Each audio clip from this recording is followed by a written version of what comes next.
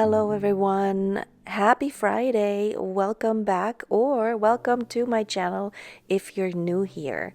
I'm so glad you're here because we are starting the new year with something that is completely new to me. I have discovered Neocolor II by Caran, and so now I want to just play and play and play with them. I got them for Christmas. I told my husband, if you don't know anything else to give me, just give me a set of these. So I got a set of 40, and that is plenty for me. There are different sizes of sets, and this seemed to be a good in-between size that gives me a nice range of colors and something to play with, because undoubtedly I will end up with some that I fancy more than others. The good thing is you can buy these separately, and it doesn't matter if you buy the bigger or a smaller set, because you're not getting a better deal if you buy a bigger set. So if you just want to start small and just get a few colors, that would be a good way to invest in these. This was the perfect opportunity for me to get my sketchbook out and just play and see how they work, see how they blend, and just get to know them. I watched so many videos of other creators using these, so I kind of have an idea of how they behave. So that's all I am going by. Now, this first page here was literally me just doing that. Just getting to know them, see how they blend, how can I work them. Am I overworking it? Am I underworking it? Am I putting too many colors on the page? What is happening? So this is why I then switched to something a little bit different. And while I really appreciated that first sketch and drawing, I ultimately wanted to just create something that was a little bit more my style.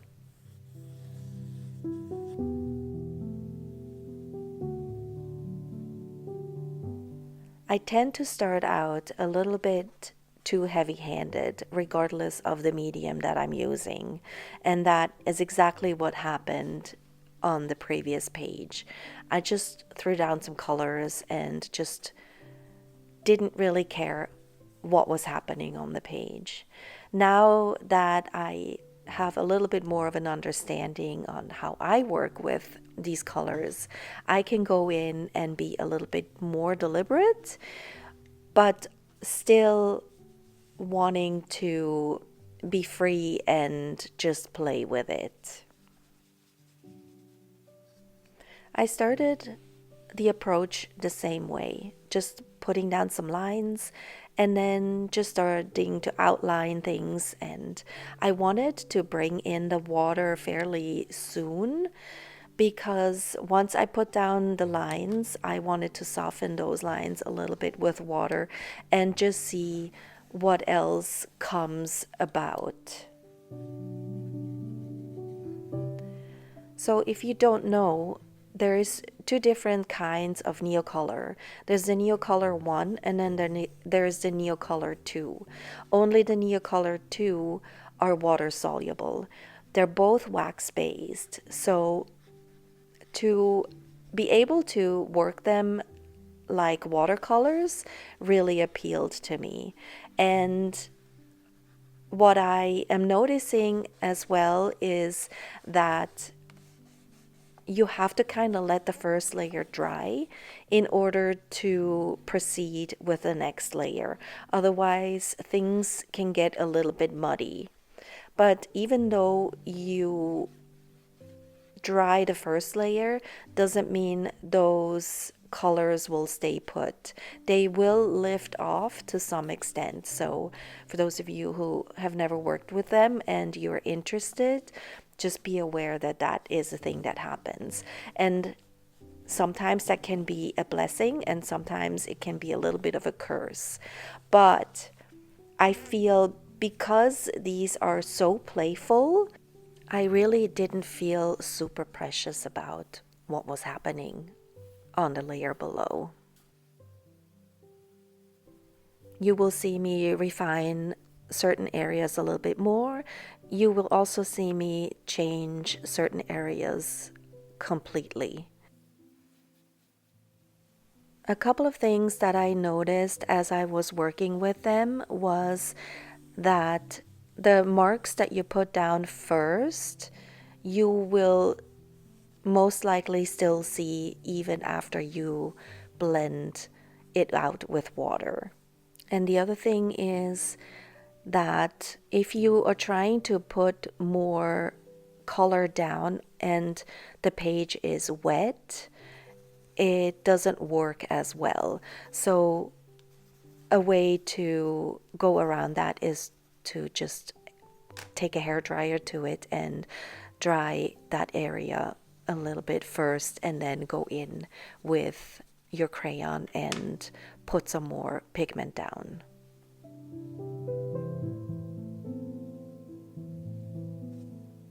I ended up not liking that little crown shape that I put down initially, and I also wanted to see how well can I cover something up that I didn't like.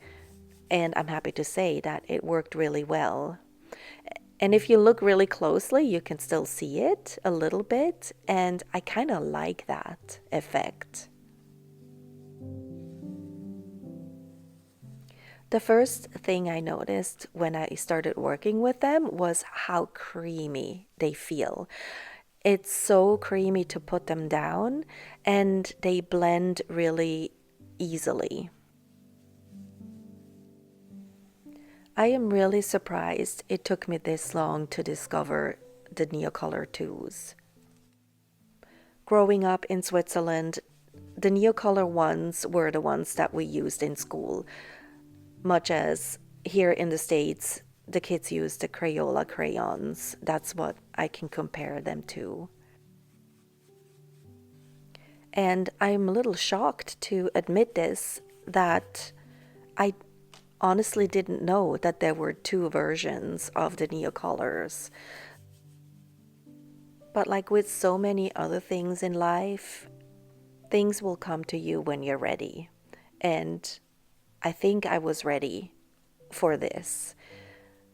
When I told myself at the end of last year that I just wanted to go back to playing, I didn't realize that discovering these Neocolors would allow me to do just that.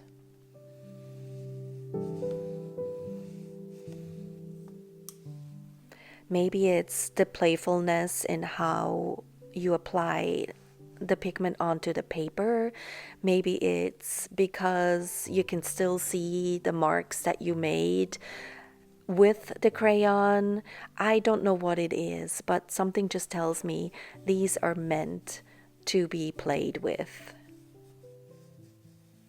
That is not to say that these are not meant to be used in a more serious way. Of course you can, and as I am learning how to use them properly and how to work with them, I am sure they will end up bringing me lots of joy in many, many different ways.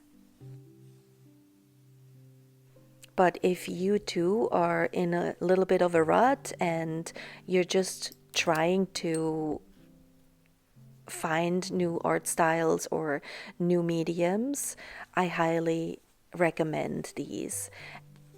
And like I said in the beginning, don't think that you need to buy a whole set. If you just want one or two colors, you can buy them individually and just try them out.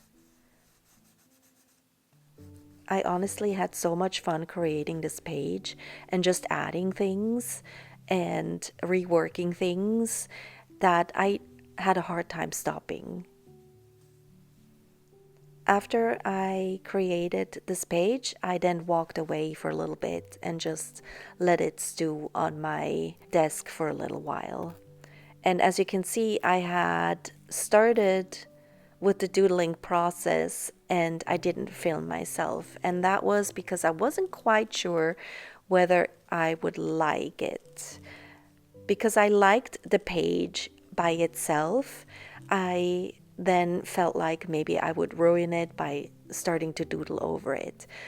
But I looked at it and I liked what I saw, and so I decided to turn on the camera again, and I'm so glad I did because I really, really enjoyed not only the doodles that I put on top, but how it felt putting them on. When I tell you that it was so creamy to put the colors down initially, it is so nice to doodle over it. And partially that's probably also the paper that is in this sketchbook. It is a lot smoother than regular watercolor paper, but because the colors are waxy, putting down the markers on top of it was such a joy. I will have to try it out on regular watercolor paper just to see if it still feels like that. But on this paper, oh, it was chef's kiss. So good.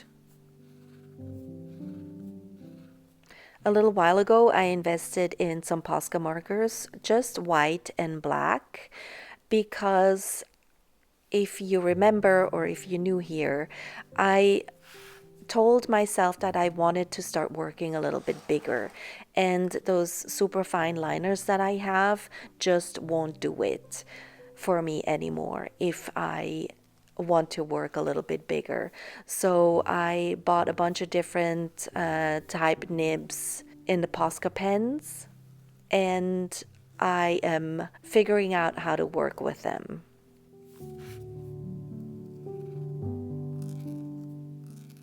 So far, I am happy to report that I like them, and I can see myself using them a lot more often. I like that they come in different sizes so that I can switch out if I need something a little bit finer or something a little bit more bold.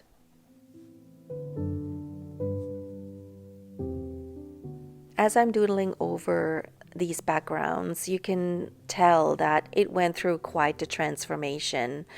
Obviously, I didn't leave everything in this video that I worked on. It would have been way too long. But I'm really happy with how the background turned out. And some of the areas that blended together turned out so beautiful that I'm kind of wanting to explore that a little bit more. For example, the bottom right corner, the colors and how they blended and laid over on top of each other just really, really gets me excited for what else I can do with these crayons. My goal for this year is to work a lot more with these crayons. I think there is so much more to discover. I think I only just scratched the surface with these, and I'm very excited with what else I can come up with these.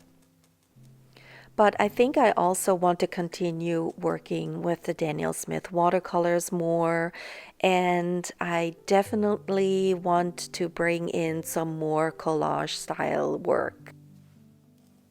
If I were to pick a word for 2025, play would definitely be on the top of my list. I'm going to let you watch the rest of this video with a little bit more music, but I do hope it inspired you to go and play a little bit as well. And if you just stumbled across this video without knowing what you got yourself into, I really hope you stick around a little bit longer and consider subscribing. I do a lot of different things on here, and this year in particular, I want to start being a little bit more playful. So if this is something that you're interested in, maybe subscribe and you will see a lot more. Thank you so much for being here with me today, and I will see you next Friday with a new video.